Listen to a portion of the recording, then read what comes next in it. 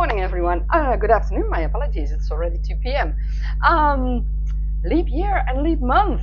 It is today, the 3rd of February, in the year 2024, which is a leap year.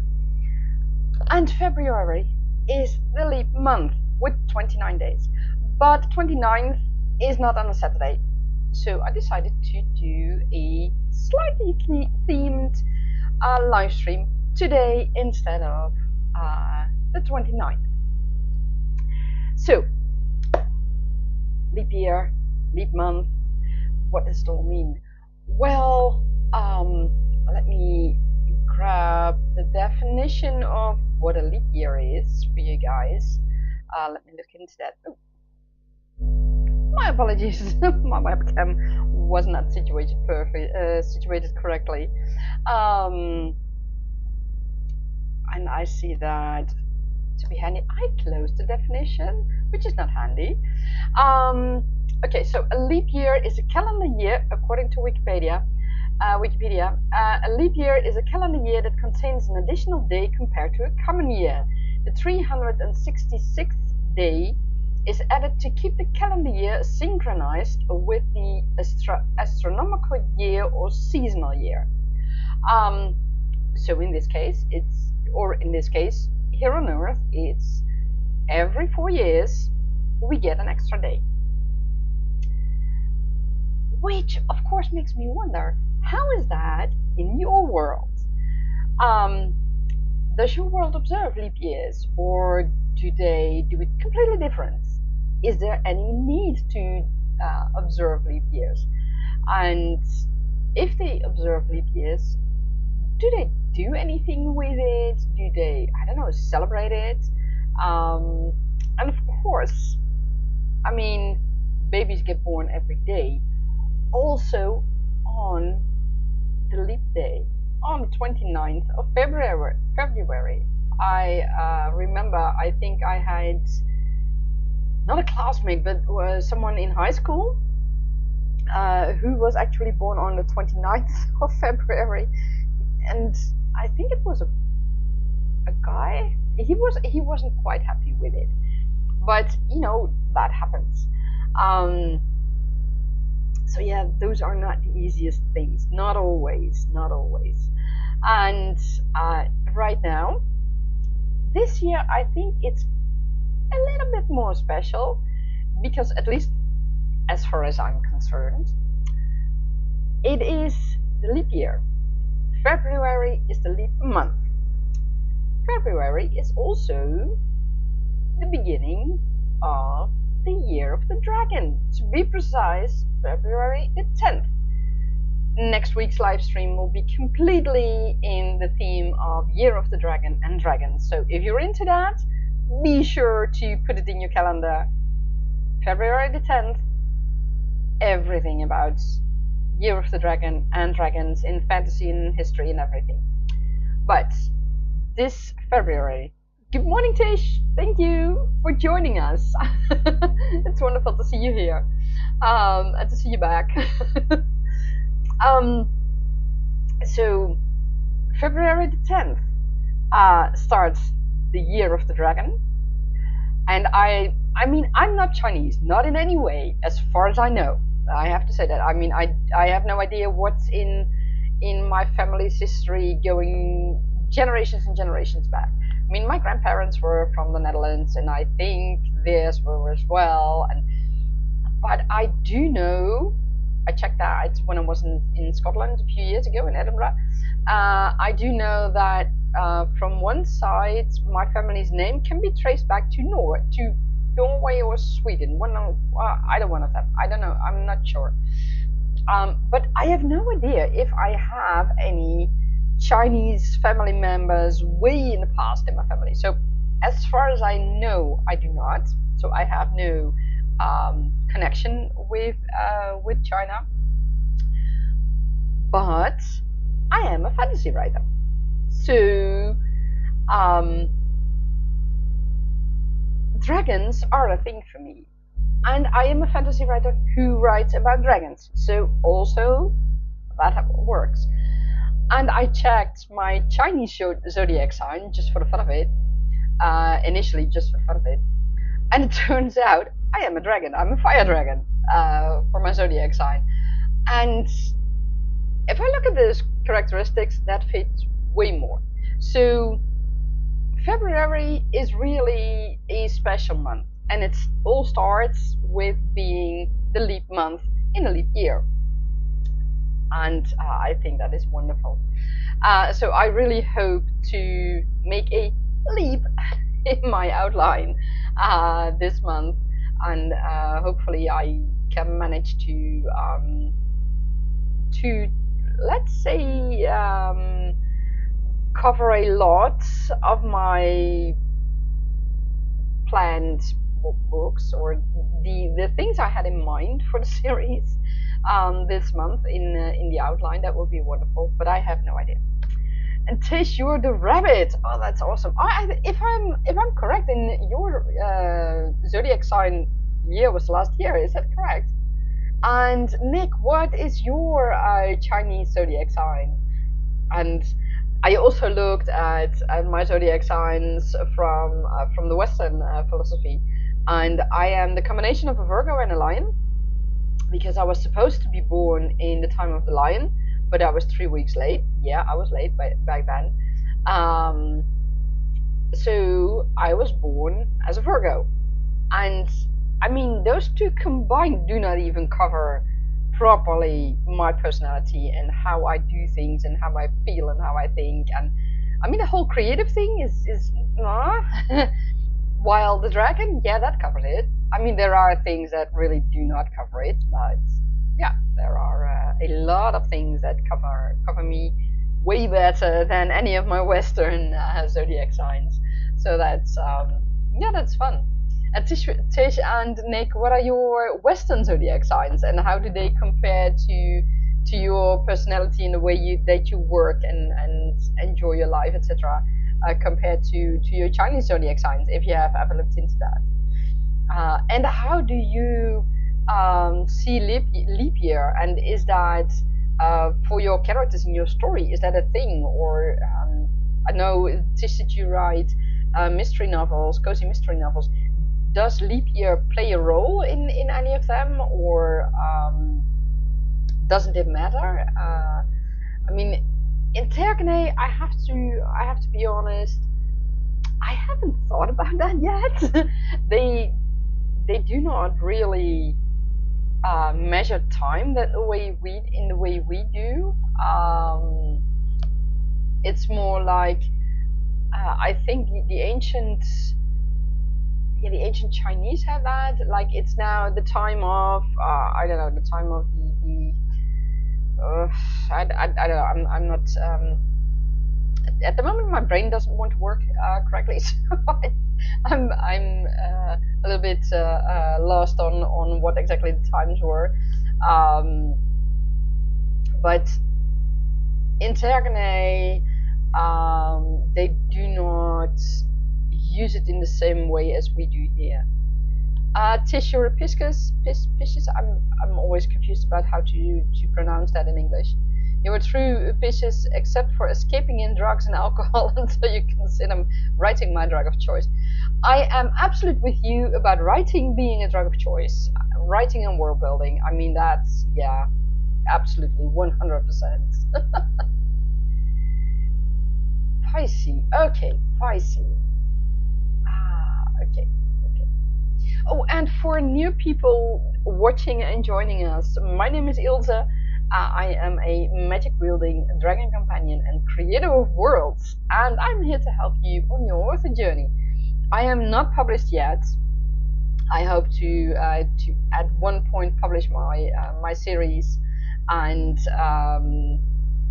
I'm in essence taking you with me on my journey to publication, whether it will be traditionally published or self-published. I hope. I mean, there are quite the benefits of being traditionally published, because the publisher does a lot of things for you, and they pay basically everything for you. So that makes a huge difference. On the other side, self-publishing also gives you full control over everything, so that's a good thing as well. So I'm not against one or the other. At first, my idea is to at first go to traditionally publishing and see where that takes me. But if I can't find a publisher, then I will just self-publish. Well, not just. I mean, I know it takes a lot of work, and you need a, let's just say, a good amount of income to cover all the costs. But I mean, that can, if I'm correct, it can easily go in the tens of thousands with everything that needs to be done. So I have no idea. But it is something that I keep in the back of my mind, because one way or the other, I really would love to share my books with you guys and share the world of Tergaenae with you all and my characters. I mean, there are so many characters, including the dragons and other creatures that really have their own personalities. And I mean, I can tell you guys about them, but when you read about them, that would be different again. So yeah. And Tish, you say now you'll be able to say my name correctly. Thank you. Yes. Yeah, it's quite hard to explain in chat how you should pronounce my name. I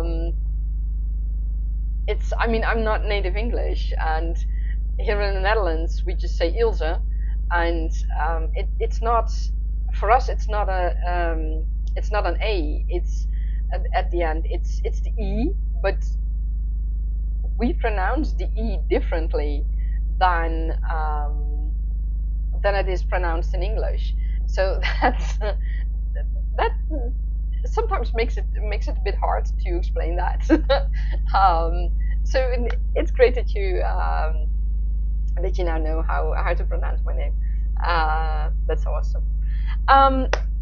So talking about leaps, I have a writing prompt for you guys for the first writing session of today.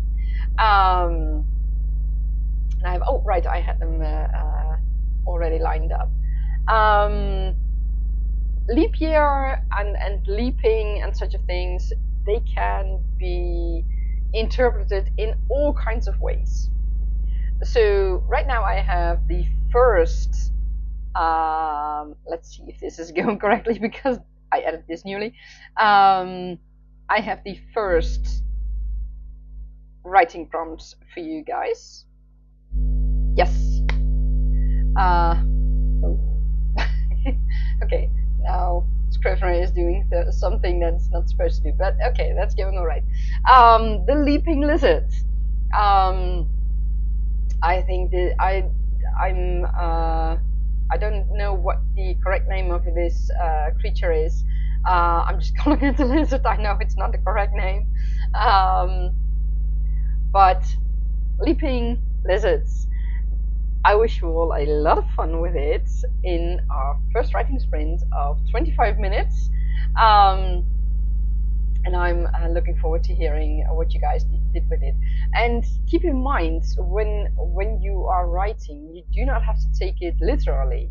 I mean, in Tergaenae, I have the expression "crackling lizards" instead of FUCK. Let's keep it PG rated, sorta. So I didn't want to include certain words in my book, and crackling lizards, that was something that just popped up in my imagination for some reason. No idea why, but that became a swear word. So leaping lizards, it may not even be something literally like this leaping lizard. It may be something someone sees in a dream, or someone reads about, or sees in a, I don't know, in a YouTube video, or it can be an expression in your world. So keep that in mind. You can interpret it in so many ways. You do not have to take it literally if it doesn't fit your story to take it literally. So feel free to interpret it in any way you can.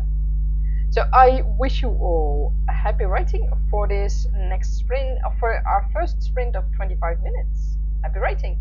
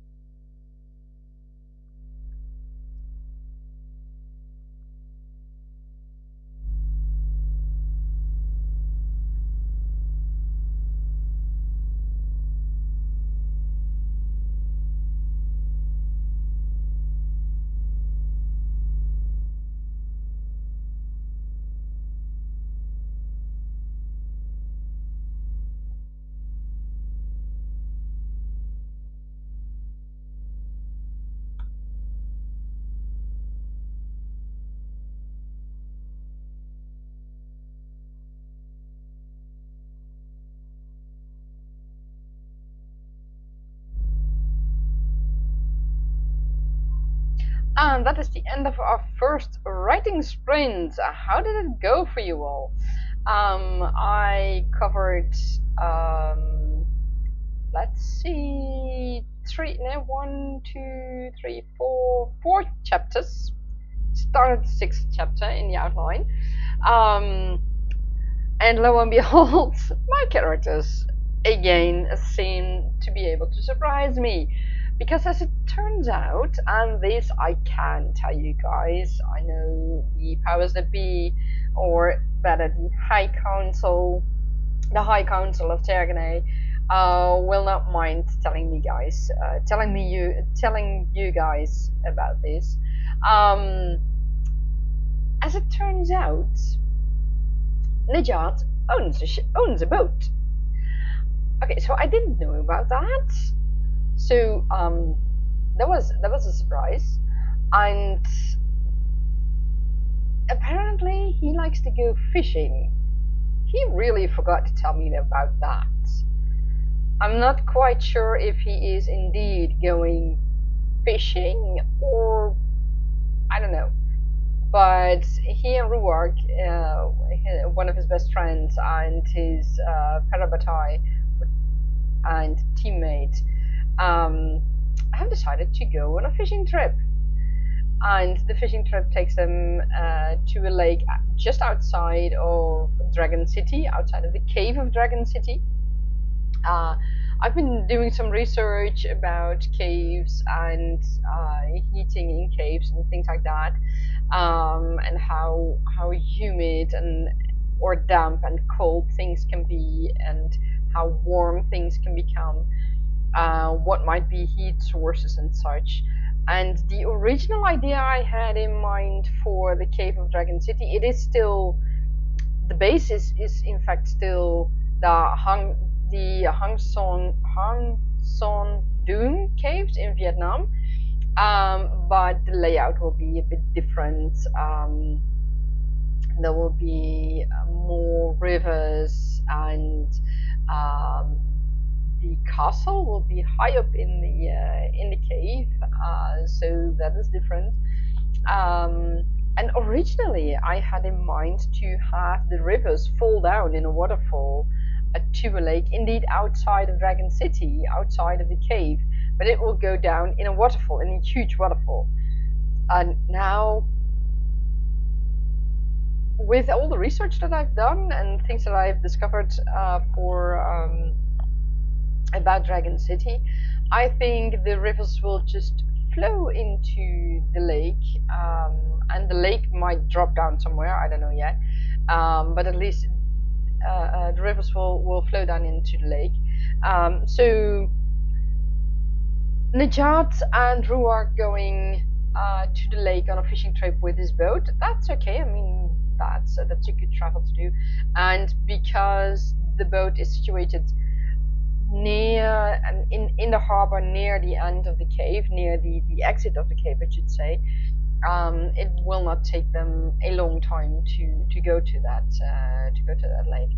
So they can do that for an afternoon, evening, and from there go back, and well, then it's a day spent, because yeah, Najat got a little bit drunk the day before, so he woke up late, and surprisingly enough, he found himself in his own boat. And he hasn't been there for quite a while. Ruark luckily did know about the boat, so that's that's a huge. How do I say that? It's a good thing. Let's just keep it at that. So I mean, my characters keep surprising me, and my world also keeps surprising me. But it's a good thing. I mean, the way it is now, the story keeps evolving, and it becomes a story that is becoming better and better. So that's a good thing, and I am happy for that. With that. I'm not quite sure if Najat is going to be. Well, I shouldn't say I'm not quite sure. I know Najat isn't going to be happy with within the coming chapters. So that's going to be challenging, to say it the least. Same goes for Naja. Well, she is already not happy, so that's going to be. I don't know how explosive it's going to be. We'll have to see about that. So yeah, that's how my world keeps evolving and how my story keeps evolving. And then you think, okay, I have thought up everything. I've discovered everything. My apologies. I've discovered everything from my world. Well, apparently I haven't. So apparently I need to do some more research. At least I do know now that there are several hot springs in Dragon City, in the cave of Dragon City. Dragon City is a huge city inside a cave, like the Hang Son Dune cave. And it has several tiers, so to speak, where you can live. The only thing that I now need to figure out is if people living on the lowest tiers are also the closest to the heat. So they might be in more heat. I don't know yet. That is something I have to research. I have to figure that out. I have no idea. Tish, you say your characters are surprising you as well. Oh, that's awesome. It's always fun to hear when it happens to other authors as well, because that makes it recognizable, and that makes it. Then I feel like, okay, I'm not the only one who has that. And you're always discovering something new about them. Yeah, I mean it's incredible, right? You think you have discovered everything and you know everything at a certain point, and then you start writing, or you start writing your outline, or you start writing your chapters, and you think, okay, I didn't know that, and so how am I going to deal with that? So it's surprising, and it can be hilarious as well. And I've seen. Let me grab that. I need to check it in my history. There is an author who has just released, or is in the process of releasing, her books. Is Jill Barrop, and she's in the process of releasing her book Just Stab Me Now, and it's quite a fun book. And I'm checking the right here. It's about an author who is working on a story. Essentially, this is the short description: a desperate mother, a dubious escort, and a deranged author who won't leave them alone. And it is based on her shorts in which she does that, in which she plays those characters, and these are really hilarious. I'll put a link up to her channel. Oh, come on.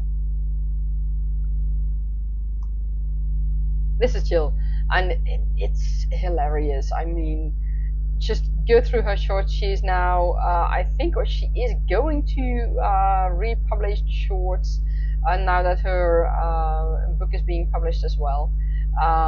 She is self-publishing, I know that, and it's fun. It's fun to see the shorts, and I'm looking forward to reading the book. I've already put it on my wish list. Oh, and for those who, because I have never been able to grab the channel link from people in the chats, in other chats.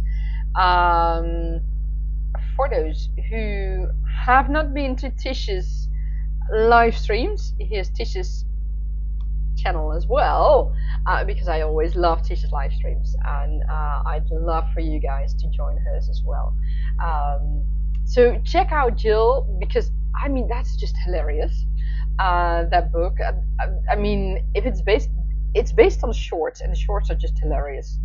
I mean, it's like she's writing a book in which she's writing an author who does all those things. So yeah, that's yeah, I can only imagine that.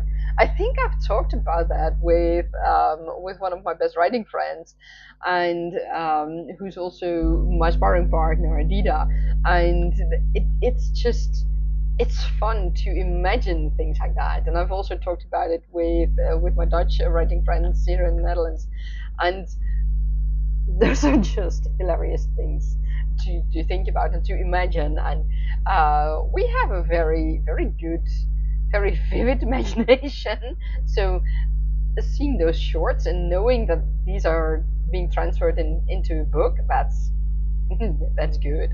That's good. Oh, Tish, you're welcome. You're welcome. I forgot to post it in the chat last week, and um, YouTube closed the stream before I could post it in the chat. So I wanted to post a link to your chat to your channel. So yeah, it's characters can surprise you, and your world can surprise you. I mean, sometimes it's simple things like research you haven't done properly, or research you have done but you didn't know what you were looking for. For example, with Tergaenae, I found that certain characters had met as knew each other as children, and then after an accident or an incident, they haven't met anymore for about more than a decade. And I was like, how is that possible? They live in the same city. And I had this idea of a big city in mind, and I didn't quite understand how it was possible that that people didn't meet in that city. I mean, why not? Until I got to think about my old hometown, and that is a city of I think 200,000 people. Let me do a quick check on that. Oh, come on, work with me. Yeah. I mean, sometimes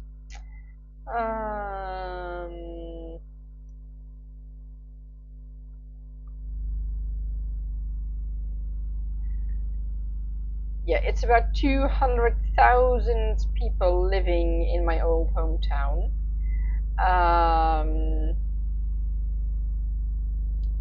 And I looked at that city and I was like, okay, I'm starting to understand, because it's in Tergaenae, it's the White City, and I always envisioned the White City to be a big city and to be spread out with all kinds of locations. And I mean, there's a big harbor, but there are also farming fields and greenhouses, and well, not the modern greenhouses like we have them right now, but more like the how is it called, the orangeries from a couple of centuries ago. And it's a big city, the White City. So I started to think, okay, so the White City is big, as in square kilometers, and I compared that to my old hometown, and then I was like, okay, I'm starting to see why these characters didn't meet anymore and didn't see each other anymore. Because after all, in Tergaenae, you do not have phones, and you do not have modern transport like we do now. So sure, there are carriages, and you can go by horse and foot, of course. But things like cars, modern day cars, Tergaenae doesn't have that. So you're not going to be from one side of a big city to another side of the big city in 20 minutes, because that's simply not possible. And that's when I started to realize, okay, I made a thinking mistake here, in a certain way, because yes, I knew that the White City was a big city, but I didn't quite envision it correctly. And that is where my world surprised me, and my kind of lack of research, or not thinking it through correctly, perhaps. That surprised me. And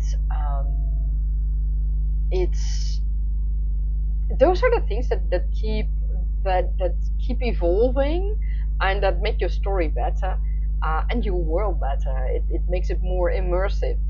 To if you can realize that, oh, that is where I made the mistake, so it works like that. And I mean, if they live, I don't know, east side of the city, one lives on the east side of the city and the other lives on the west side of the city, and it takes 20 minutes by car. It would take 20 minutes by car to go there. If you are going by foot, that would take a long time. And if you would go by a horse and carriage, it would still take a long time, shorter than by foot, but still it would take a long time. And why would people go to the other side of the city? There would have to be a reason. There would have to be something that they would, for some reason, miss or not have in their part of the city to go to that other part of the city. A few things are quite, shall we say, central in the White City, like the hospital and the mage towers and things like that. Those are quite central in the White City, but each part of the town has its own shops. And basically, if you are just in a neighborhood, well, not a neighborhood, a district. Is a district larger than a neighborhood? I think it is. And yeah, if I'm correct, a district is larger than a neighborhood is. And that means if everything that you need is in that district, then you don't need to go to the other side of the town, because you already have everything. Well, okay, besides the hospital, because that's a central part of the White City, and the Mage's Tower and everything that's going on there. The prison, the White City does have a prison, and that is going to be part of the story. Okay, I need to be careful, because I just give you guys a little spoiler, and the High Council might not be really happy with that, but so far I'm not getting any notices that I have done something really wrong. So let's hope that they didn't figure it out. So there is the prison, that I can tell you guys. Luckily, the High Council doesn't seem to mind at the moment everything that I tell about the environment in Tergaenae. Indeed, Tish, fingers crossed. Yes. So far, they are okay with me telling things about the layout of cities or environment and things like that, and how a certain continent looks. They don't mind that. I have been given, but it has been retracted. I have been given a map, but that was apparently a very bad map. It has been made by a map maker who was very junior and who really wanted to help me, but she made a very bad map. So the High Council retracted that map, and this particular map maker has been punished and is now forbidden to contact me anymore. So I'm still waiting on a proper map of Tergaenae and of Natuan and a few close by continents. They haven't given me that yet. So far I do know more about Natuan, so that is what I can tell you guys about the most. And the White City and Dragon City and Devil's Port and Trader's Port are all on Natuan. So that works. That's handy. So the White City has, going back to that, it has this prison, and the prison is really outside of Dragon City, outside of the White City. My apologies. Now I'm starting to mix things up. the prison is outside of the White City. But then again, who goes to visit the prison every day or multiple times a day? The guards go there every day.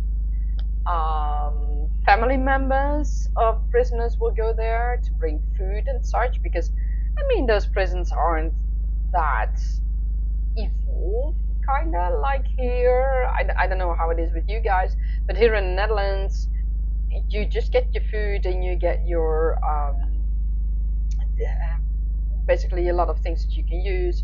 So of course, depending on what you did, you are limited, but they do get the basic necessities. In Tergaenae, it kind of depends on where you live and what kind of prison it is. In this case, this is a prison where the prisoners are detained. Well, that's obvious, and they do get food, but I mean, you wouldn't give it to a dog, so I mean, I wouldn't. So I can imagine that family members will bring in food because that is a lot better. So that takes travel time. But otherwise, people wouldn't need to be on the other side of the city because they basically have everything around them. They have the marketplace, they have the bakery, the butcher, the clothing shops, you name it, everything they need, they have in their district. It is reachable. They don't need to go to the other side of the town, of the other side of the city. So those are things that define your help to define your world and help to make it more immersive, because then you can, if you have cities like that, you can include things like rumors that have been told from other parts of the city, and of course people in, let's say, in part A don't know if a rumor they heard about part B is actually true. I mean, is it? Or and if they don't know, how can they find out? Of course, there are newspapers.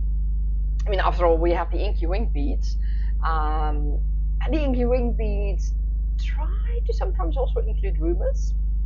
The reporters of the Inky Winged Beats are famous for gathering all kinds of information. The Inky Winged Beats newspaper is the biggest newspaper in Tergaenae, even. So that is good. They have local editions as well, and I was inspired by a newspaper I read for a few decades until the quality of that newspaper really dredged down. Really went down, I'm sorry. But it had local parts, local editions in the main paper. So it would tell, it would give you information, it would give you news about your local hometown, while also giving the news of the world, of the Netherlands. So that was a good paper. It was a good paper. So that system inspired me to do it in a similar way for the Inky Winged Beats. I think or at least I thought it would be like that, and the reporters confirmed that, so that's a good thing. So yeah, that is how I discovered a lot of things in Tergaenae, and that is also how I discovered that sometimes you may have, or I at least have made errors in thinking, in the way I thought, in the way I envisioned things, because I simply didn't think things through enough. So I didn't realize those things wouldn't be correct. And when I figured it out, how my old hometown, how it was that people from the east maybe didn't know about things that happened in the west of my hometown, that was logical because of all that I told. Um, that's when I realized, okay, so that's what's wrong in my thinking. That is why these characters haven't met for such a long time. So that, okay, that's logical. That's okay. And it also immediately told me where the characters, or at what distance the characters would live from each other from a certain point in the story, or in the history of them, I should say, in their history, in their childhood. So yeah, those are things that I discovered and that I implemented in the story, and it is those things, it's these details that can make your story more immersive, because it is actually how such a city can work.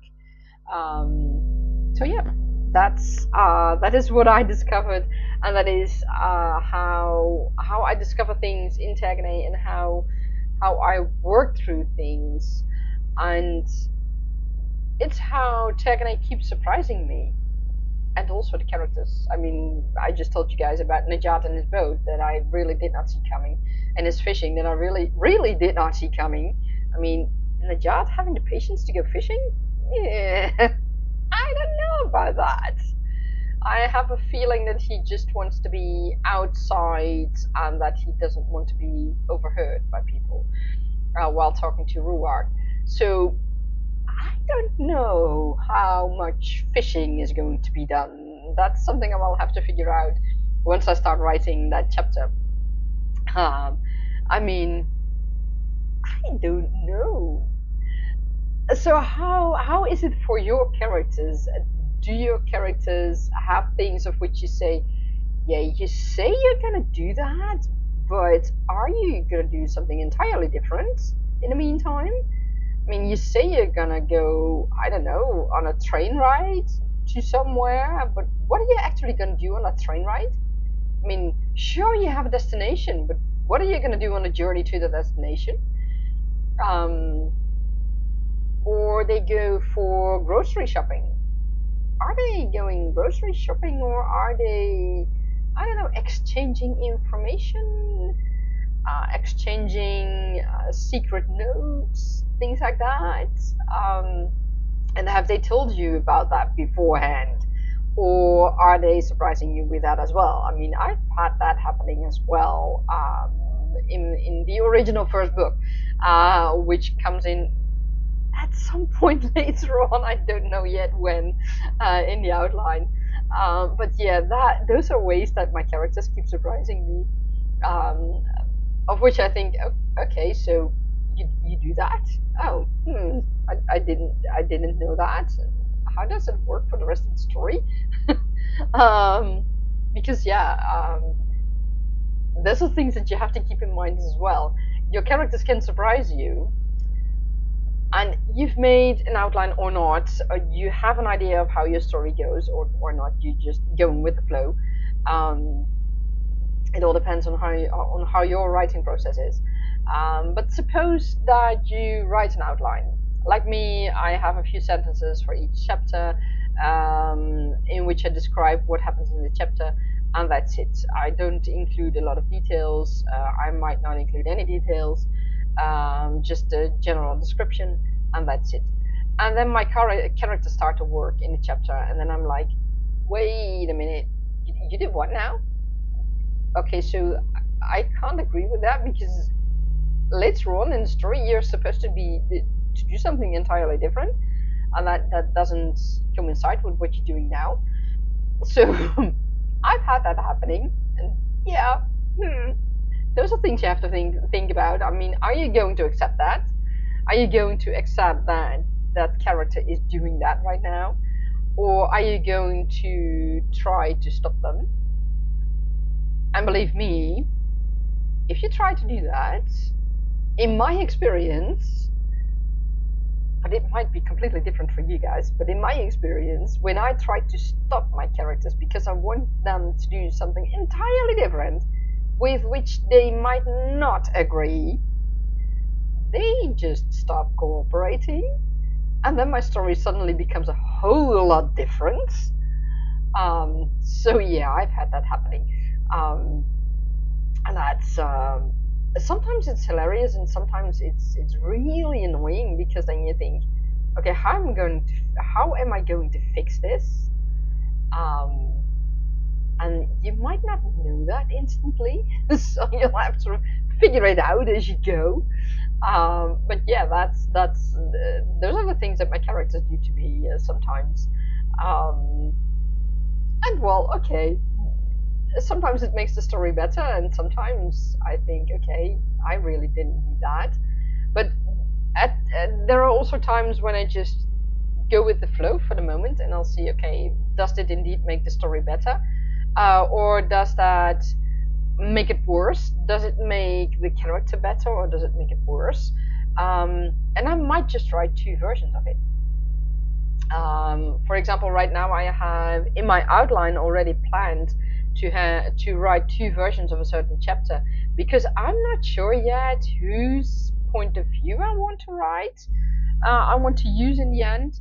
Um, no matter whose point of view I'm going to use, the story itself will probably be the same. Um, but I'm not quite sure if I want to use a certain point of view at this point in the story. So those are things I need to think about, and that is why I have already decided right now, while I'm still working on the outline, that this particular chapter is going to be written from two points of views. That I'll write two versions, and I'll see which one will fit best, and work with that one. So yeah, it's going to be interesting. Okay, so far for how it works for me right now. Let's go for another writing sprint of 25 minutes, and I have another writing prompt for you. That is what I meant. So let's go. We've had the leaping lizard.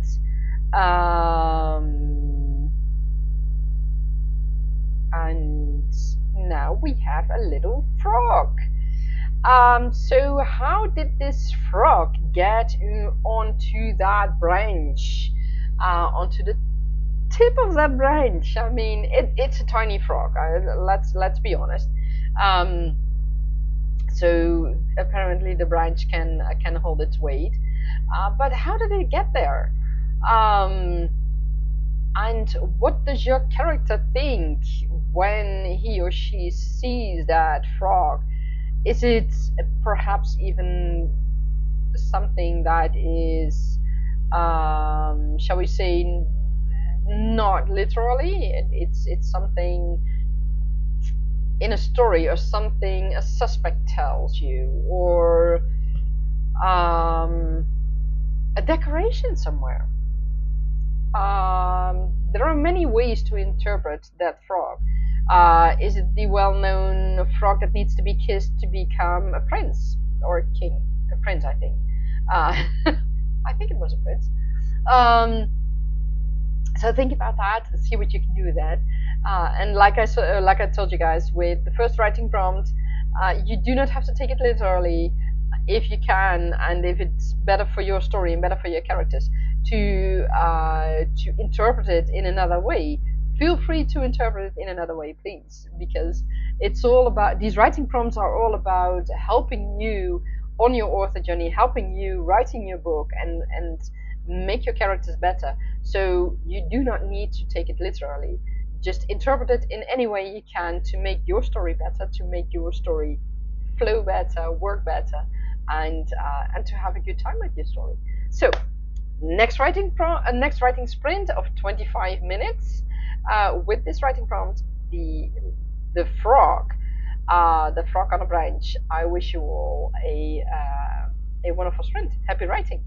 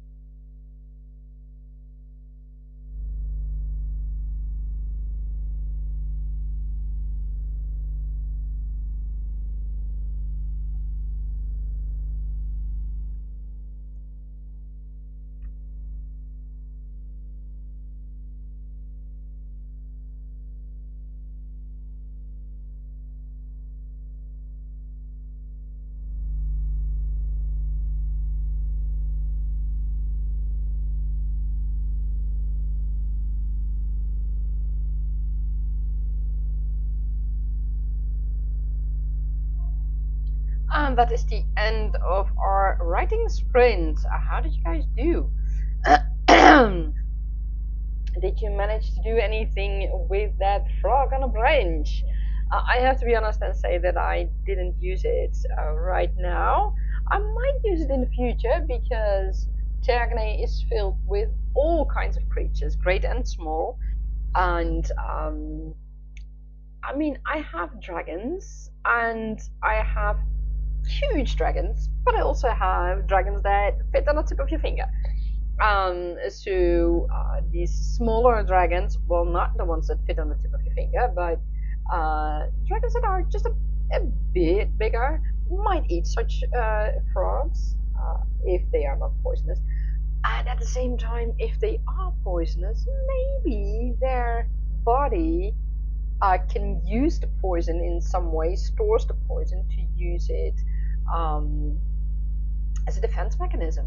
I mean, that is something that certain animals, certain creatures on Earth actually do. So it's not uncommon. So no, I didn't use my own writing prompt. I didn't have a use for that right now. Probably because I'm also just still writing in my outline.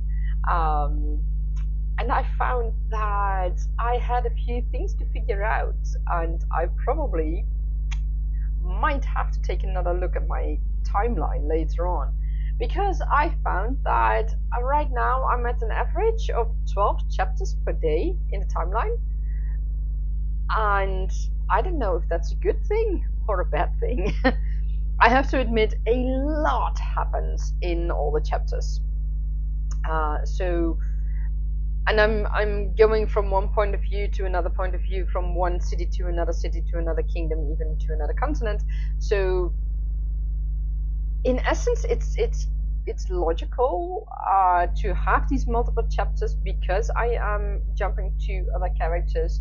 I am making bridges to these other characters and places, so it's not like you're thrown in a whole different city or a whole different continent even, while you were not expecting that. Each chapter has its own bridge to the next chapter, to the next location, to the next character. So that it is built in a logical way. Because otherwise, I mean, I wouldn't feel great reading it.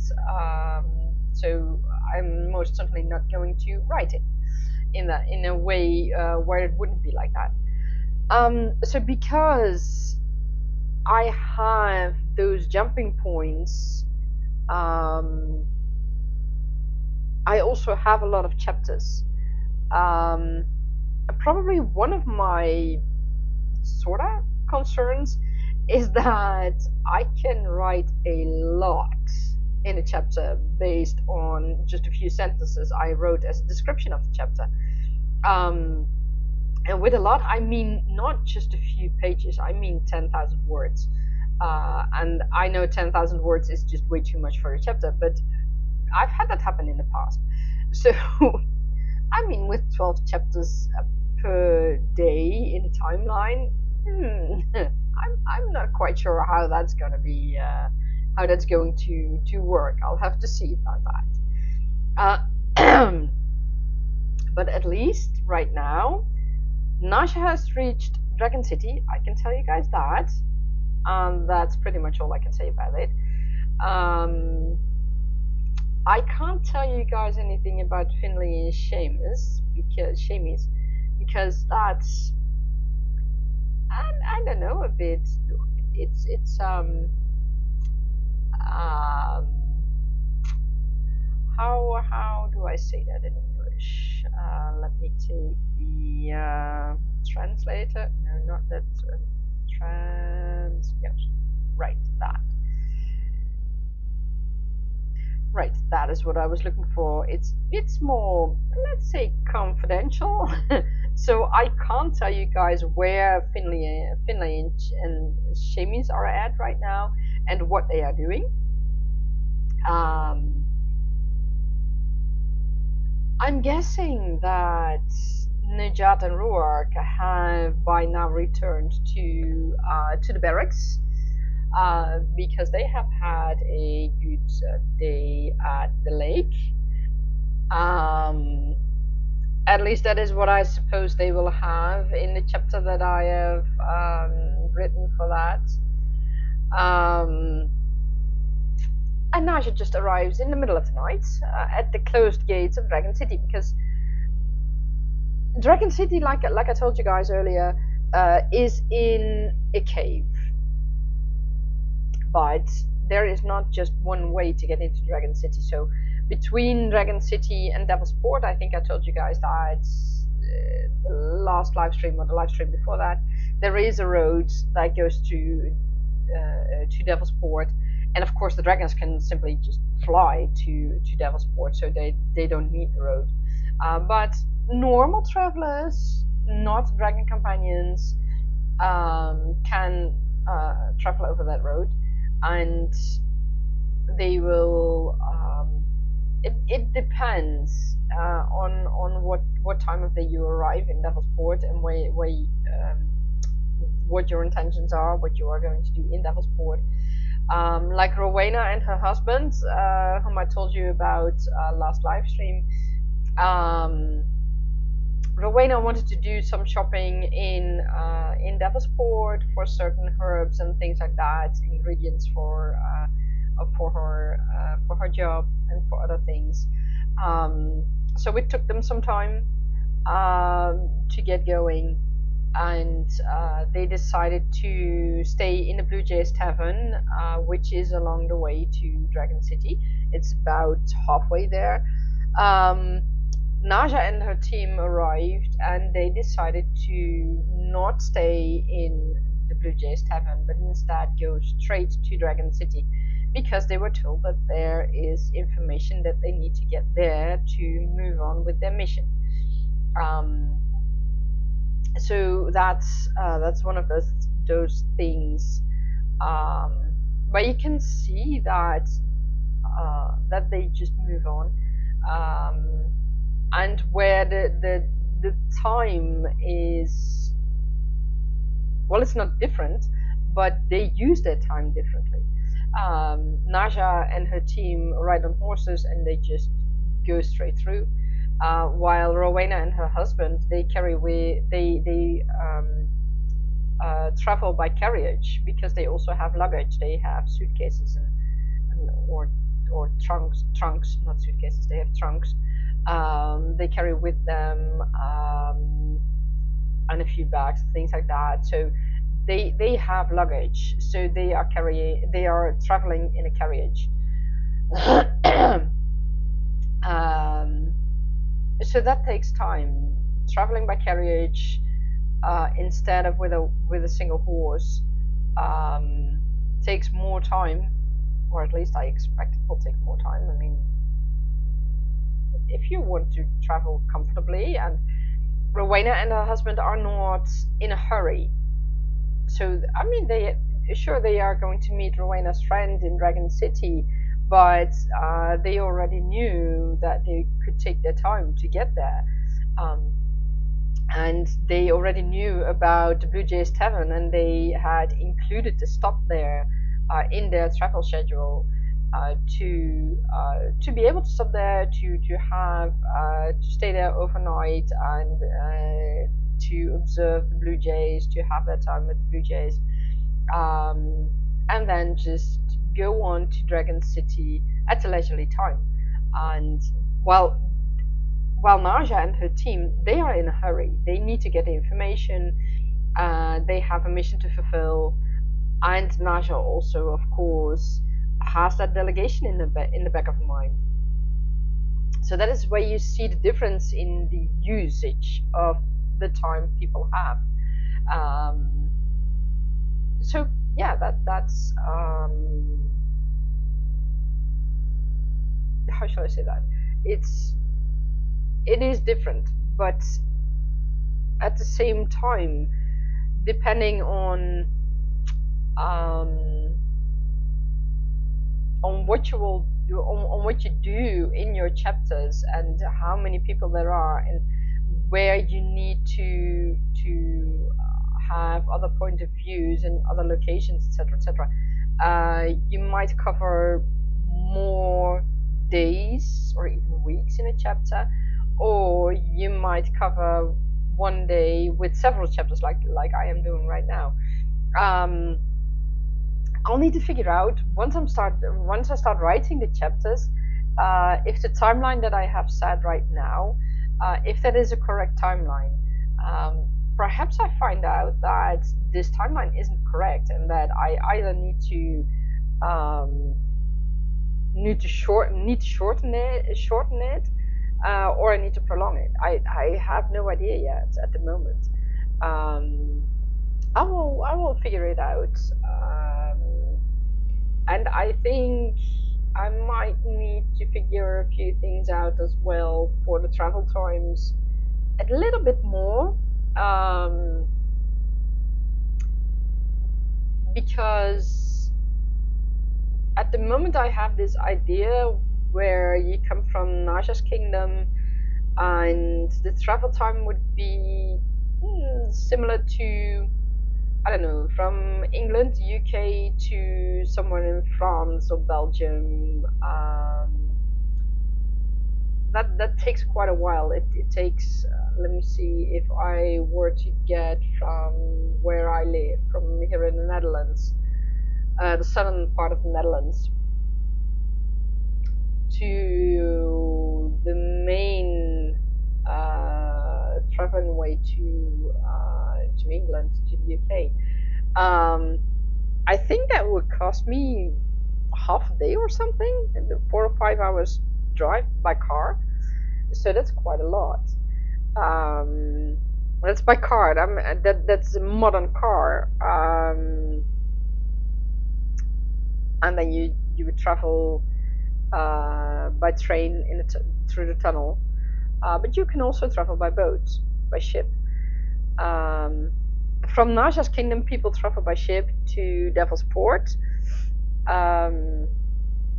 So I'll need to figure out how long they can travel.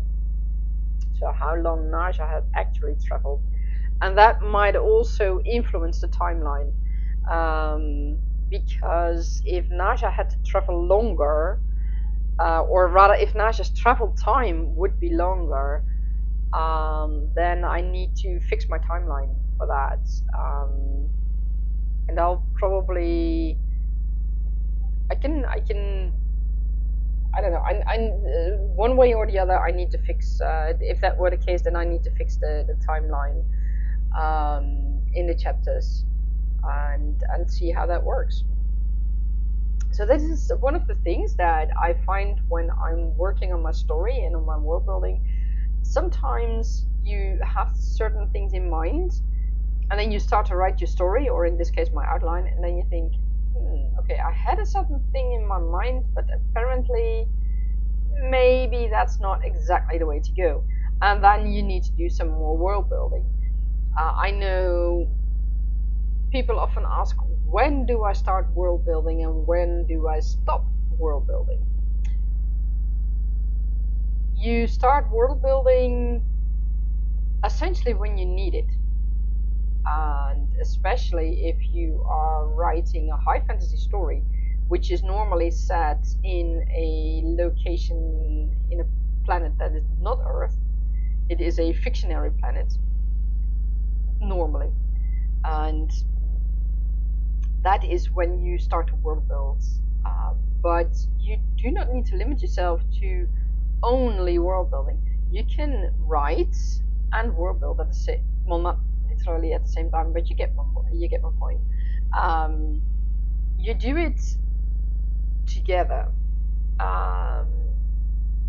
Of course, sometimes you need a basis. Like when I started originally years ago with the Tergaenae Chronicles, back then it was called the Dragon Rider Seer. I found the original name, the Dragon Rider Seer. When I originally started thinking about the book, back then it was only one book.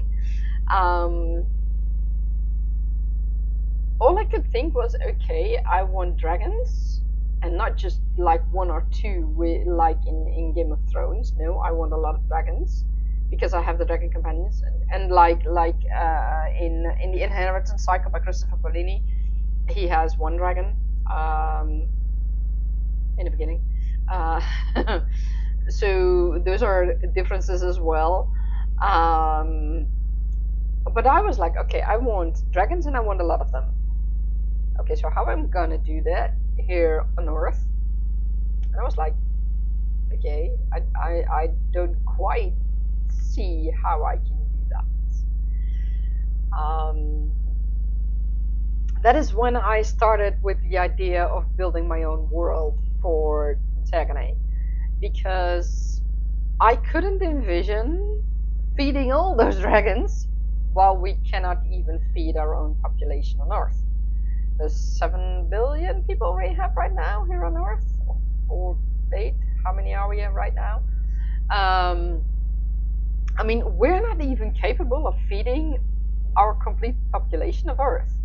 How are we gonna feed loads and loads of dragons? Because it's not only, they do not live only on Netoan, they live all over Tergaenae.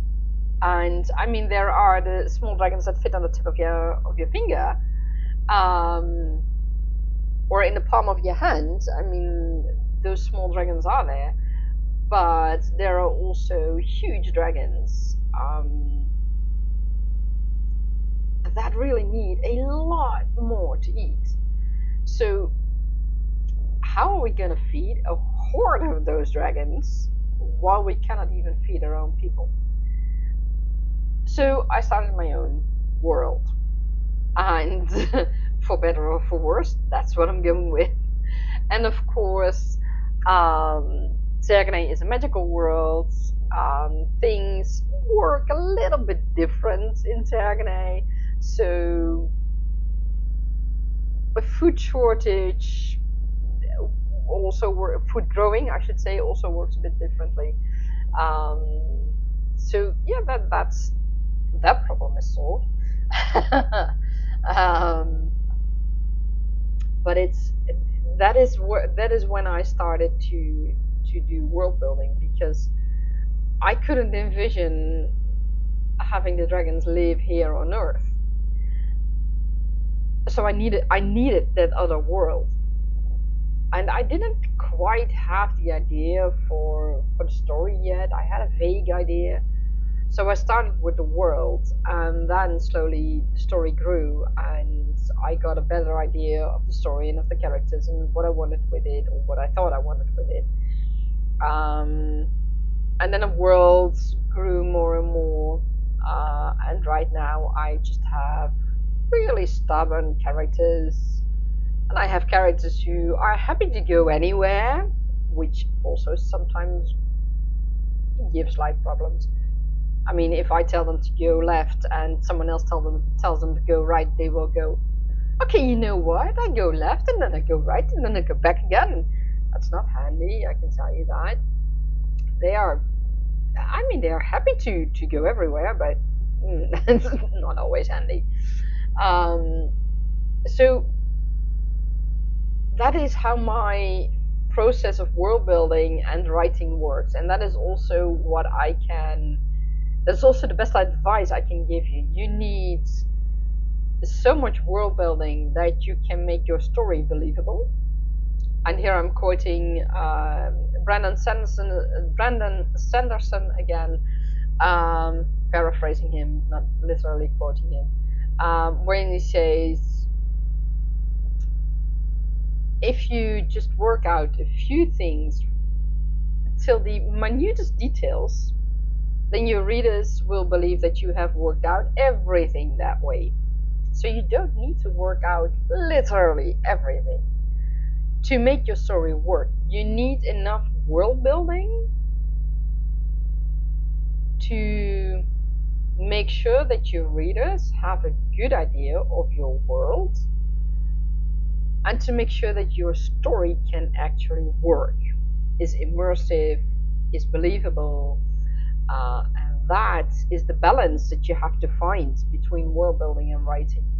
And you may find yourself in a situation like I had, like I told earlier, where you find that you need to do some more world building or some more research for your world building, um, because you find that certain things don't work, or you find that you are missing certain information, or you find, like I have done, um, that you have early on decided that Dragon City is the most southern city on an A21 continent, and then you start writing that background information like I did, and I wrote that background information of Naja and Najat, and at some point, apparently, that village where Najat and the other dragon companions saved Riri's family, at some point, apparently, that became the most southern city or village in A21, and I was like, wait a minute, that's not the most southern village, because Dragon City was the most southern. How did that other village become the most? So I need to do some more world building, obviously.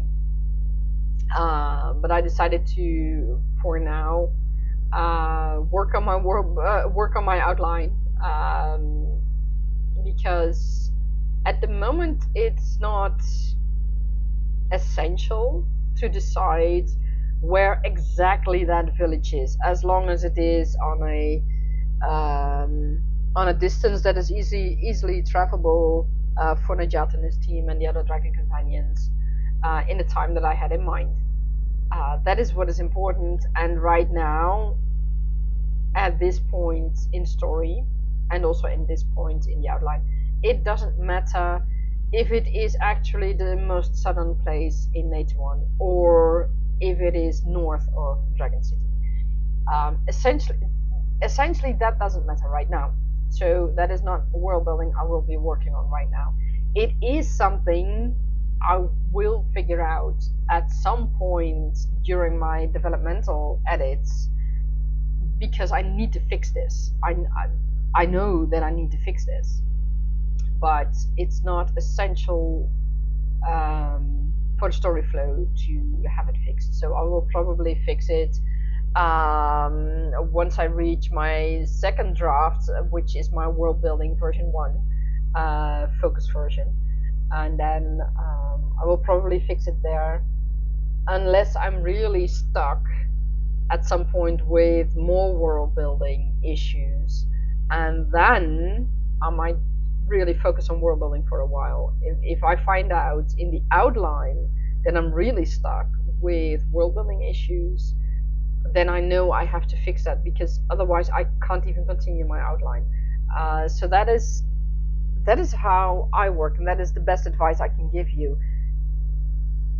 Build your world up until the point you can start writing, and I mean, if you are writing a contemporary story set in present-day modern Earth,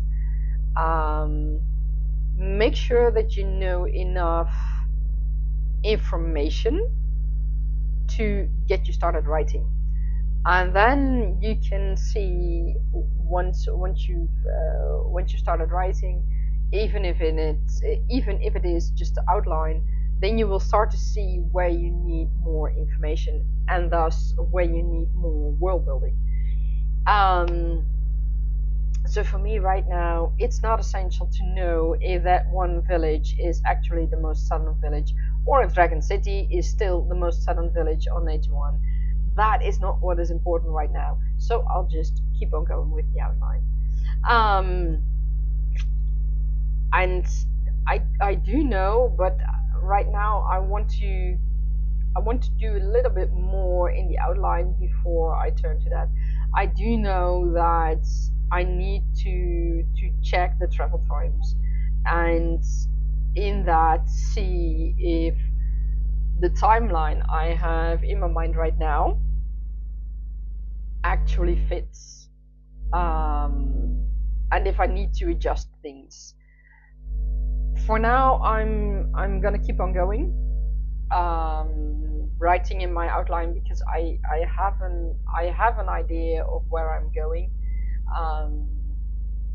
And especially when more things come together, it becomes easier, of course, because then I don't need to jump so much between locations. And the jumping between locations, especially if you are in a location that is, in my example, if I'm in Dragon City or if I'm in Naja's Kingdom, that that takes time, or the travel, the distance takes time to travel. So I cannot say that, for example, the delegation that is going to Dragon City is already there on day one, because they still need a lot of preparation to do. So things like that are things that I need to fix, but at the same time, I want to go on with the outline right now, because I suspect I might find more things that I need to fix, and I prefer to fix several things of world building at the same time, unless it is a rather big issue. And at this point, it's not yet a big issue, so I won't. Uh, I won't be concerned. I'm not concerned about it yet. I will see how it goes later on. Um, okay, so speaking of writing, I mean that's all we do, right? This afternoon. Um, I'm going to do one more writing sprint, because I find that I am getting tired. And I have some plans for tonight, so I know I'll need some time. Um, I have one more writing prompt for you guys. Let's see. We've had the frog on the branch, and I have one more. It's leap year, leaping, jumping, leap of faith. Just take it as you want. These people are jumping, dancing, jumping around. Just interpret it as you want. I wish you all a lot of fun with it. I mean, it seems like these people are having the time of their life. And it's if I look at it, I think. My apologies. I think it's a sunset, but I have no idea. It's not a photo of mine. It's with a lot of thanks to Unsplash, where I can get these photos like these. So I have no idea. I think it's a sunset, but nonetheless, it's fun to see. It's yeah. I hope the people are indeed having a wonderful time. So I wish you all happy writing during this next and last writing sprint, with this writing prompt. People jumping around, leaping around, have fun. And this is one final writing sprint for today of 25 minutes. And then I will give you a quick overview of what's to come next week. Have fun. Happy writing.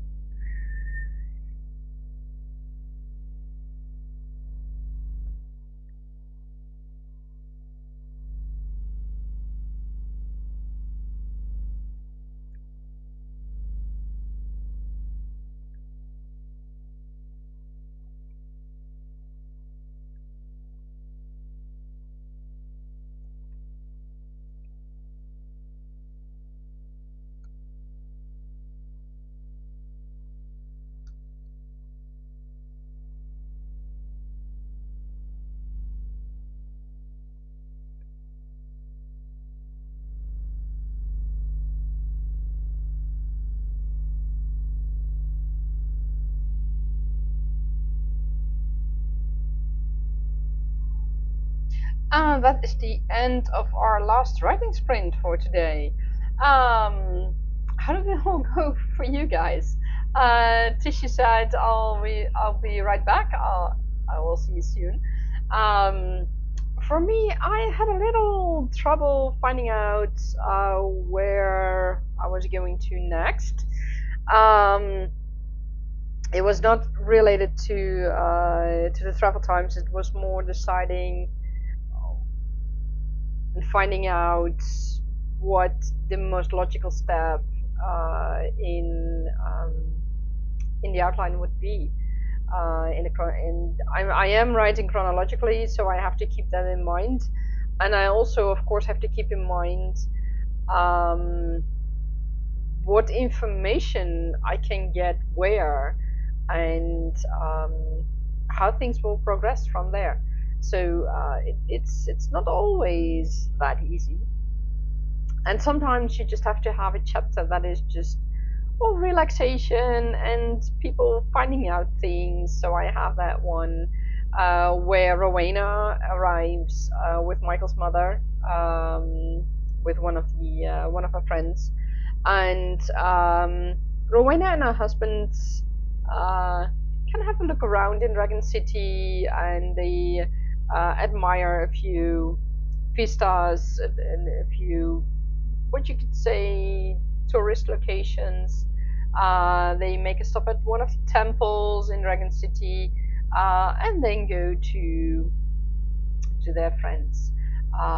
So that is just a relaxed chapter, and I think it is important to also have those kind of chapters in your book, because that gives your characters the time to relax and the time to take in their surroundings, um, which is an important thing. And in this case, it might even play a role at some point in the future, but I don't know about that yet. That is something I will figure out later on. But at least right now, at this moment, yeah, they can just enjoy the scenery. Tish, welcome back. How did the sprint go for you? And what I totally forgot to ask, um, if and how did your current character surprise you, if she did it? It's always fun to hear about those kind of things. Um, in this case, my characters didn't surprise me this last sprint. It was more, I just needed to figure out um, whose point of view I was going to, and what they would be doing. And with that, of course, also, what am I skipping or not? And I might find that later on I will need to include an extra chapter to make sure that I have all the information that I need for all the characters in a logical way. I mean, sometimes it's enough to just have a messenger deliver the information, or that your character hears a rumor, or I don't know, there are all kinds of ways to give information to someone. But sometimes you need a character to be able to experience that moment, or that point where they get the information, or the point where they do a certain thing, or where they witness a certain thing happening. um, those are all things that you have to figure out, and that you have to keep in mind. Tish, you say she never shared what she did for a living until one of the other characters asked how she knew so much about hacking into computers. Oh, that's interesting. So how did she know about hacking into computers? Because that's is it something? I mean, my imagination is running wild now. Is it something that she actually does for a living? I mean, there are oh, how do you call them? Organizations that indeed do that for a living, but with a good purpose. So they don't blackmail companies or something. They just show them where the vulnerabilities are. Or is she on the other side, and is she trying to prevent hacking? I'm really looking. I'm really interested in your character now. She used to work for a private investigator, gather research info. Ah, okay. Now she's an 80-year-old spirited sleuth. Not by any choice, though. Oh, okay, okay. That's, oh my, that's interesting. So you've got a cozy mystery novel with essentially a piece of sort of urban fantasy. Am I correct about that? That's okay. An 80-year-old spirited sleuth. That's interesting. Interesting. Yeah. So that's so she's finding out about all the hacking and seeing how she can do things, and how things can be done. I mean, not how she can do things, and how to prevent that, or where to find the well, it's not the sources, but the how do you call it? The evidence of how someone did the hacking. Is that a correct way of thinking? It's really, it's so fun to hear from other authors what they are writing about, and what you guys are what your characters are all about, and what their histories are. It's incredible. They should say no fantasy. She's trying to find out who killed one of the residents at the assisted living facility. Ah, okay, okay. But she is 80 years old, right? So I got that right. That's incredible. She managed to hack into the facility database. Wow. Wow. At her age? Ooh, then that's, I mean, you don't hear that often. That's great. That's really awesome. I love that. It's I mean, my ex-mother-in-law, she's 81 now. Yeah, she's 81, and she's she really isn't handy with computers and things like that. So, which in a way is reassuring for us, because she won't do anything wrong because she can't handle it. So that's a good thing. But imagining someone of that age being able to do that, that's incredible. It's really incredible. Yeah. And I'm finding out who killed one of the residents at the assisted living facility. I mean, yeah. I can just see that. I can just really see that happening in front of me. Oh, that's awesome. That's awesome. Yeah. Yeah, she sounds spunky, all right. Yeah, that's it's great. It's great. I love it. I love it. And I also, the fact that you have a character of that age who can do that, that is really something you don't usually see.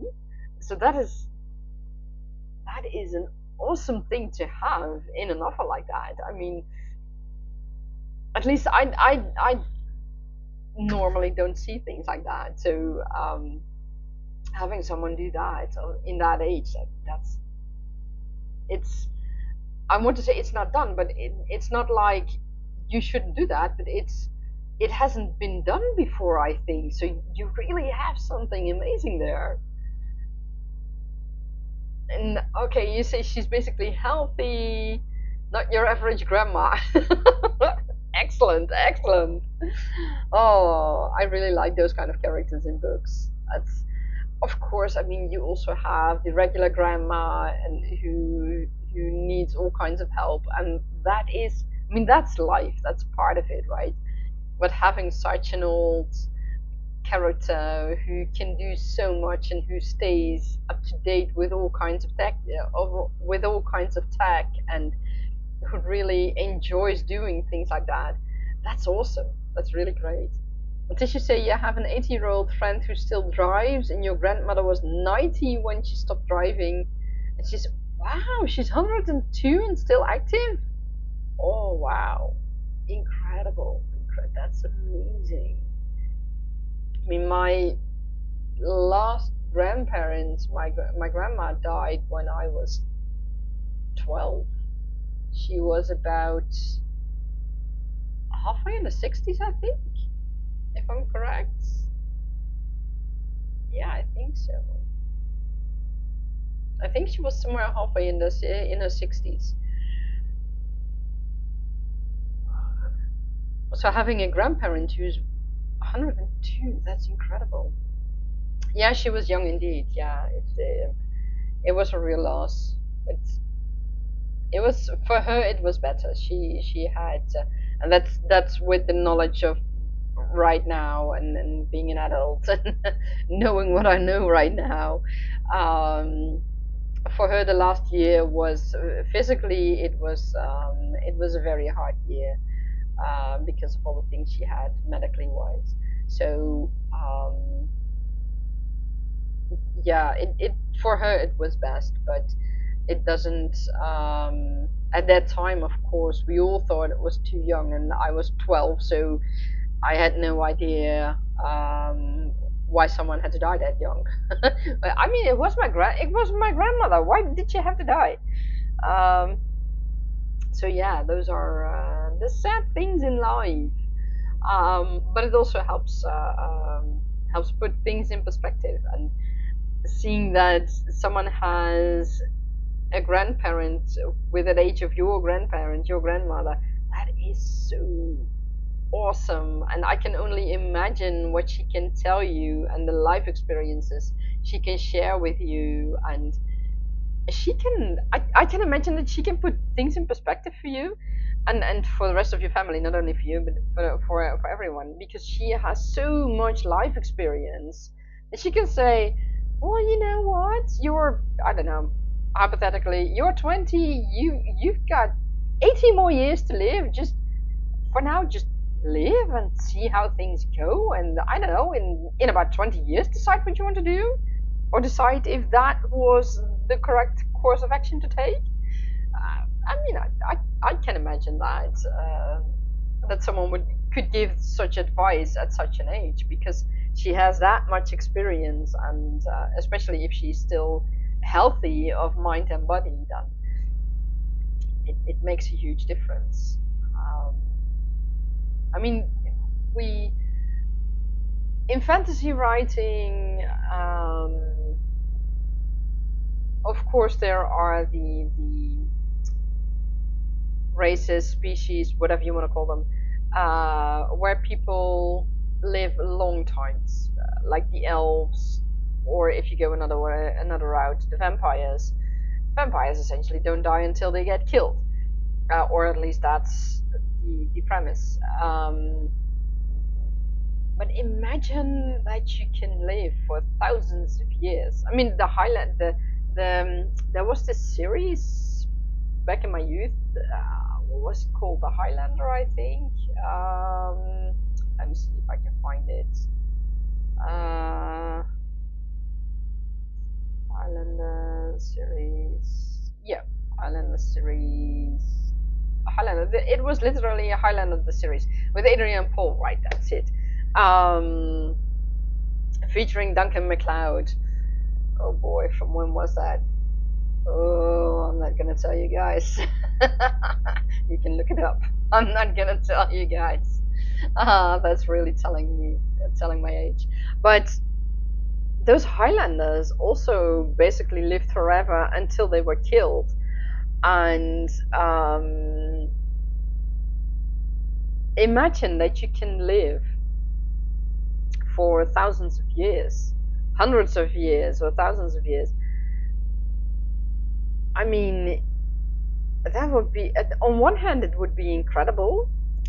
You could witness so many things happening, and at the same time, you have to witness so many things happening. You have to witness all those wars continuously happening and things like that. But also friends and family dying, and of which you just know you won't be getting them back. I mean, of course, we won't get them back either. But for us, our lives end, or at least that's the general premises. Um, but when you're able to live 1,000 or 2,000 or 5,000 years or longer, just simply until you're getting killed by someone else, because that was the premise in Highlander the series. Um, you witness so much history and so much. You experience so much history as well. Um, that's weird. And if you have someone of that age, of like your grandmother, who is now 102, like you said, she has experienced so much. I mean, she's been through World War II. Oh, well, maybe not like that, but I mean, it's incredible. I know in a place where I come, sometimes there are paintings of people who live there who have reached 100 years. And I know people in Japan, if I'm correct, there are people there who have become 110 or 120. I'm not sure anymore, but somewhere around that age. That is incredible. And at the same time, I mean, you if you reach that age, you have witnessed so much, and you have been through so much as well. And I mean, most of those people have lost their entire family, have lost their generation of their family. They might have even lost some children or some grandchildren, depending on how old they got, because that is kind of how life works. Um, and if you go through that and you still find a lot of happiness in your world, in your life, that is incredible. And these people have so much to share, and we should really treasure these people, because they have a lot of experience to share and a lot of wisdom to share. Did you say, yes, your grandmother lost her kids and siblings? She's the only one. Oh my god. Oh, I feel so sorry for your grandmother. That can't be easy. I mean, I can't imagine that. I mean, I have one sibling. He's 2.5 years younger than I am. I don't have any kids, so I wouldn't know what that feels like. But I have a few nieces and nephews. One nephew and a few nieces, and I have or had and the kids of one of my best friends are very close to me. So I can only imagine the devastation you would feel if you lose a kid, let alone all your kids. That is terrible. I'd rather not think about that. But I mean, people say, yeah, it's part of life. Yeah, it is. But it doesn't mean that it's a nice part of life. Yeah, it is part of life. And these are also things that we have to keep in mind when we are writing a story. Because it's, how should I say that? It's not easy to do someone, no matter the age and no matter how old you are. It's not easy, period. And what I find sometimes in stories is that people just seem to brush over it. And that is kind of weird sometimes. So yeah, I don't know about that. On how I would feel, or how I would feel if I would read. No, well, I wouldn't write it like that. Let me put it that way. And when I read things like that, it feels weird. It feels weird. So, that was your surprise by your character. That's an awesome surprise. That she's doing things like that at her age, and I can totally imagine that you can relate to your character to your grandmother, because she's also still healthy and still active. That's so awesome.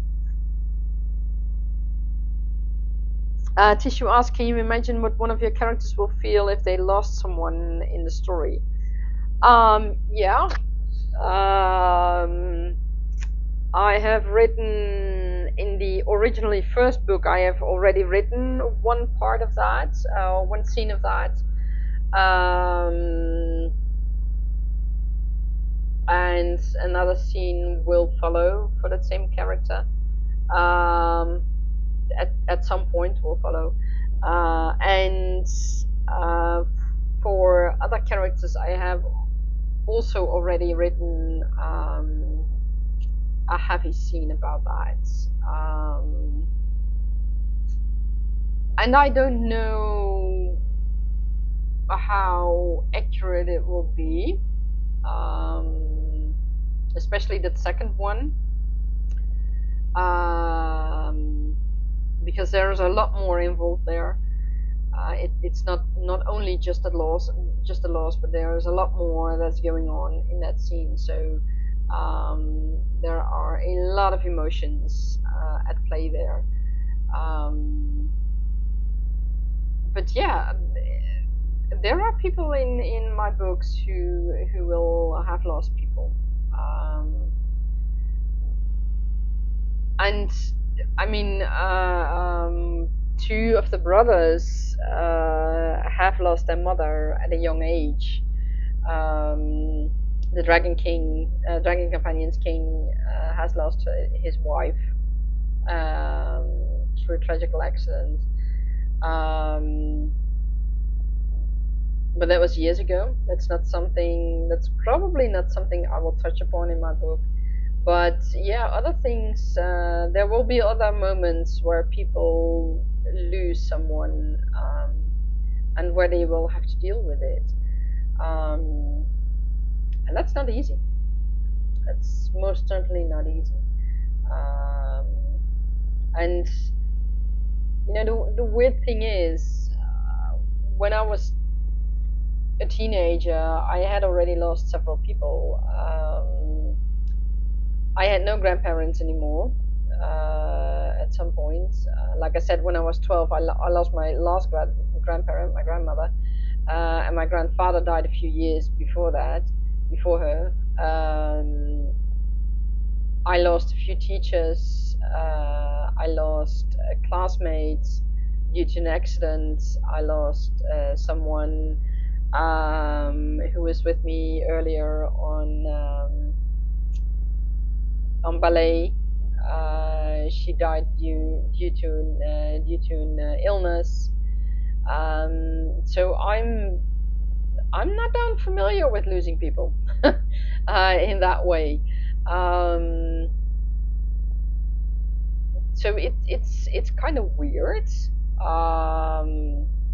because those were all very early on in my life, and at the same time, I can imagine what my characters are going through. So that's weird. Did you say so sorry for your loss? Oh, thank you, thank you. Well, the weird thing is that sometimes you still feel it. I mean, it's now a couple of decades ago. Let me put it that way. It's now a couple of decades ago, and still, even though you're used to it, I mean, it's not that we are still, or that I'm still really utterly very sad, at certain days. But yeah, sometimes there are moments where I would have liked to go to my grandmother, um, or to others, but I can't. I mean, that's life. Um, it's kind of, you get used to it, but it takes a long time to get used to it, and it becomes part of your life. But it's not that you get used to it, as in it doesn't make you feel anything anymore. It's not like that, most certainly not. But it's also in a way that, even though you're used to it, you sometimes feel sad, but it's not as deep as it was around the time that you lost that person. So that's, for me at least, that is how it worked, and it still works. So yeah, in my books, it's, yeah, you will see things happening, and it's not easy. Um, if I'm correct, one of the parts in Naja and Najat's background story, I don't remember, but I think none of Riri's family actually died. Riri is one of the flutter nymphs, and they live in a large clan, sort of. Yeah, I call it a clan in the end, of 150 members. So it's huge. But one of her siblings was thought to be dead at some point. Luckily, it survived with a lot of hurt. Um, but that is one of the examples that is also in the books. So people will have to be prepared that not only the main characters will suffer, but creatures might suffer as well. It's not easy, but it's not. That is also why I would never say that this book is for teenagers or young adults. I would say my series is for new adults, 20 and up, because the way I feel about it, it's really not suitable for young adults. I mean, young adults are teenagers, and for starters, there are none of my characters are teenagers, or none of my main characters, I should say, are teenagers. So I think that it automatically kicks you out of the young adult group, because you do not have a teenager as a main character. But seeing the things that are going to play in the books, that's another reason why it doesn't belong in young adult. Because there are heavy subjects like this, and that characters will have to deal with, and I wouldn't recommend it to young adults. And it's obviously, for me, obviously not the audience, because things like that happen. Things like loss of friends and family and creatures, and those things happen.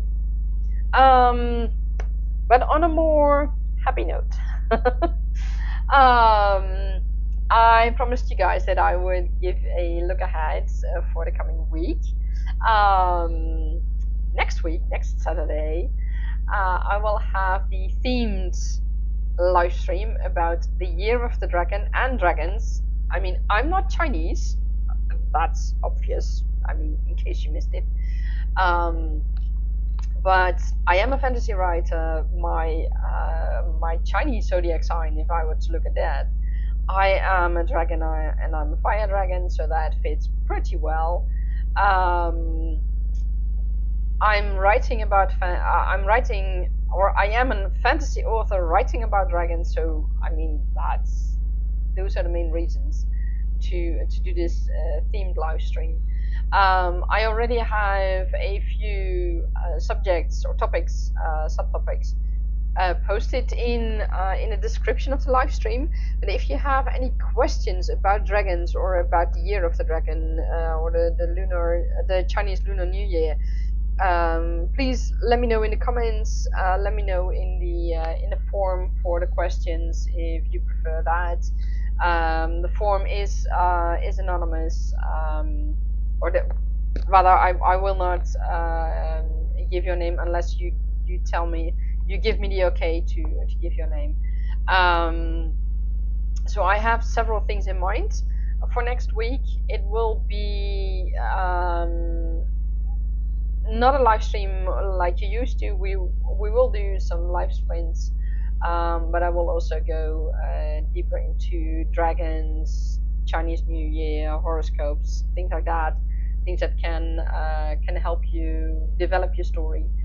And I am going, not end, but end.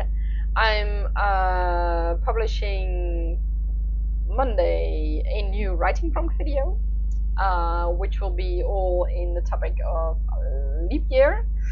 So enjoy that. And I have another video planned, but I'm not quite sure if I'll be able to make it. So I hope that I can make it, and then if I do, I will post it either Wednesday or Thursday. So either one of those 2 days. And from there we will see how everything goes. I'm very much looking forward to next week. If you are interested in dragons or the Chinese New Year or anything like that, be sure to join. And if you want more writing prompts and more writing sessions, make sure to watch the other live streams. They are linked somewhere above.